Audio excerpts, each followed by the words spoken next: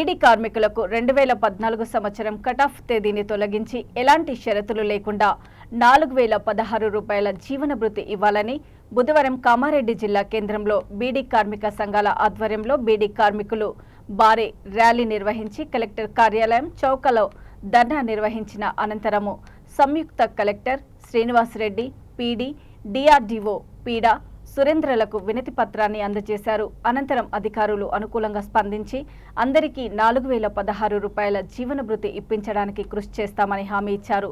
ఈ కార్యక్రమంలో తెలంగాణ బహుళజన బీడీ కార్మిక సంఘం BLTU రాష్ట్ర ప్రధాన కార్యదర్శి, శ్రామిక శక్తి తెలంగాణ బీడీ కార్మిక సంఘం AIFTU రాష్ట్ర అధ్యక్షురాలు ఎస్ అనసూయ, రాష్ట్ర నాయకులు కుర్తిలింగము, రాష్ట్ర నాయకురాలు వెంకటలక్ష్మి తదితరులు బీడీ కార్మికులు పెద్ద సంఖ్యలో పాల్గొన్నారు.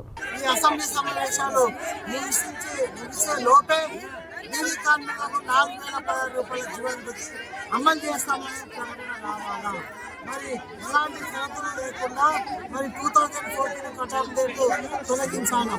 ఎందుకోసం అంటున్నామంటే తెలంగాణ రాష్ట్రంలో 10 లక్షల మంది బీడీ కార్మికులు ఉన్నారు. ఇంకా 2 ఓట్లు 30 లక్షల ఓట్లు అంటే 42 మంది ఎమ్మెల్యేల రాసే ఓటు వేయించుకొని వాళ్ళ గత మీద కూర్చున్నారు. మరి కార్మికులు గత కాంగ్రెస్ టీఆర్ఎస్ ప్రభుత్వానికి మరి కాంగ్రెస్ ప్రభుత్వాన్ని గెలిపించారు. మరి ఎన్నికల సందర్భంగా ఇచ్చిన మాట అమలు చేయకపోతే టీఆర్ఎస్ ప్రభుత్వానికి ఏదైతే పట్టిందో కాంగ్రెస్ ప్రభుత్వానికి అది పట్టక తప్పదు అనేది ఈ సందర్భంగా తెలియజేస్తున్నాం.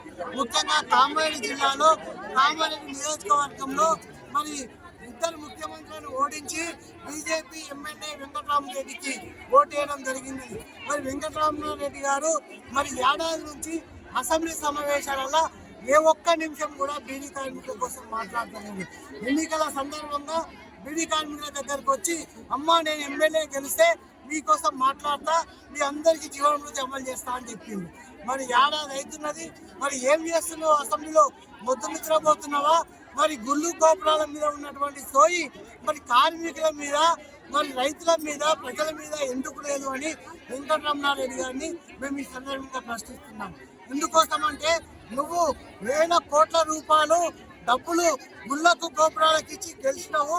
మరి నేను గెలిస్తే ఇంకా 150 కోట్ల రూపాయలు కామారెడ్డి నియోజకవర్గంలో ఖర్చు చేసి ప్రజలు కార్మికుల కోసము నేను పనిచేస్తానని చెప్పినావు. మరి ఎక్కడ పోయింది నీ మాట అని మేము ఈ సందర్భంగా అడుగుతున్నాము. మరి అదే మరి పోచారం శ్రీనివాస్ రెడ్డి కానీ, ఎల్లారెడ్డి ఎమ్మెల్యే కానీ, జూకల్ ఎమ్మెల్యే కానీ కామారెడ్డి నియోజకవర్గంలో కామారెడ్డి జిల్లాలో 1,00,000 మంది బీడీ కార్మికులు ఉన్నారు.